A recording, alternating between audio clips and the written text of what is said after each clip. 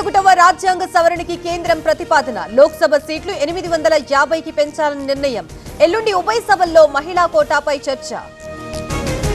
Delimitation bill pass చేస్తే భారీ ఉద్యమం. కేంద్రానికి సీఎం స్టాలిన్ వార్నింగ్. రేపు ఖర్గే ఇంట్లో ఇండి కూటమి సమావేశం. మోదీకి మరో లేఖ రాసిన రేవంత్. లోక్సభలో సీట్ల పెంపుపై తీవ్ర అభ్యంతరం. కలిసి పోరాడాలని దక్షిణాది సీఎంలకి పిలుపు. దక్షిణాదికి ఎలాంటి అన్యాయం జరగదు. రేవంత్ చెబుతున్న హైబ్రిడ్ మోడల్ ఎక్కడా లేదు. డీలిమిటేషన్ పై కేంద్ర మంత్రి కిషన్ రెడ్డి క్లారిటీ. రేపు కూటమి నేతల కీలక సమావేశం. సీఎంతో భేటీ కాబోతున్న పవన్ కళ్యాణ్, మాధవ్. మహిళా బిల్లు ఆమోదం తర్వాత కార్యక్రమాలపై ఫోకస్.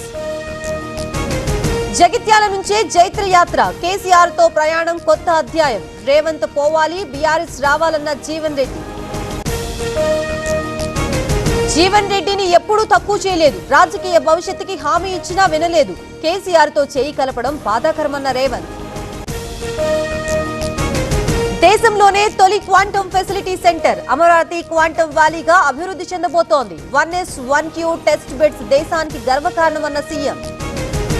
రేపు జువ్వలదిన్నెలో జగన్ పర్యటన. ఏర్పాట్లని పరిశీలించిన కాకాణి. బోట్ల విడుదలలో టీడీపీ నేతలున్నారని ఆరోపణ.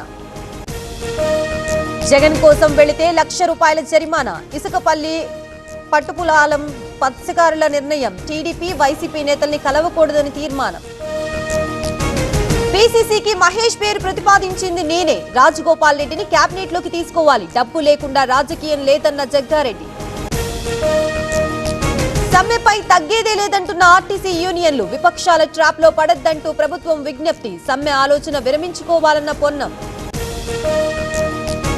ప్రభుత్వం రైస్ మిల్లర్ల జరిగిన చర్చలు సఫలం. అన్ని డిమాండ్లకి ప్రభుత్వం సానుకూలమన్న మిల్లర్లు. ఊపందుకోనున్న ధాన్యం సేకరణ ప్రక్రియ.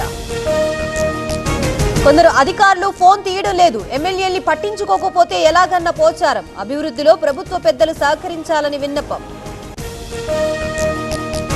విజయవాడ ఉగ్ర లింకుల కేసులో కొత్త కోణం. ఆన్లైన్ గేమ్ ద్వారా ఒకరికొకరు పరిచయం. యువకుల వివరాలు సేకరించిన విదేశీ హ్యాండ్లర్లు. ఏపీలోని పలు జిల్లాల్లో గరిష్ట ఉష్ణోగ్రతలు. ఒంటిమిట్టలో అత్యధికంగా 45 డిగ్రీల నమోదు. లద్దగిరి, సంజామంలో 44 దాటిన ఉష్ణోగ్రత.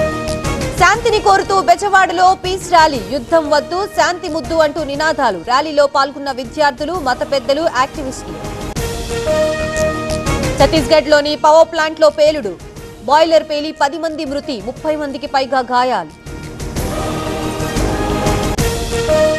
ఢిల్లీ డెహ్రాడూన్ ఎక్స్ప్రెస్ హైవే ప్రారంభం. ఎన్నో రాష్ట్రాలకి ఉపయోగమన్న ప్రధాని మోదీ. హైవేలో 12 కిలోమీటర్ల గ్రీన్ కారిడార్.